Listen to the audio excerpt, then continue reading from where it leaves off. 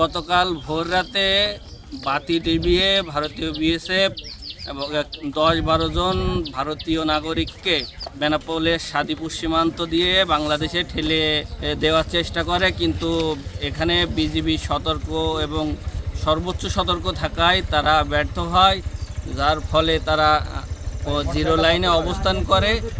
এখন পর্যন্ত আমরা যেটা দেখতে পাচ্ছি যে শূন্য লাইনে কিছু বেডিংপত্র পড়ে আছে, কিন্তু এখনো পর্যন্ত আমরা কোনো মানুষ দেখতে পাইনি। আমি যশোর সদর থেকে আসছি, শুনছিলাম গত রাতে বিএসএফ কিছু নারী পুরুষ ওই পাশ থেকে পাশে জোরপুর অনুপ্রবেশ ঘটানোর চেষ্টা করছে।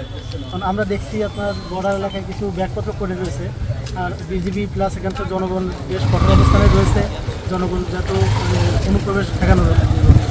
আমরা শুনলাম যে গতকালকের ভারতের বিএসএফ কিছু 10-12 জন লোকজন এখানে জোর করে পুশিং করার চেষ্টা করেছে। করলে পরে আমরা সব এলাকাবাসী আসছি এবং আমাদের বিজিবিরা খুব শক্ত পজিশনে আছে। আমরা যে কোনোভাবে আমরা এই পুশিং ঠেকাবো। আমরা এলাকাবাসী সবাই সতর্ক আছি, সবাই একসাথে ঐক্যবদ্ধভাবে আমরা এখানে সবসময় মোকাবেলার জন্য আমরা প্রস্তুত আছি।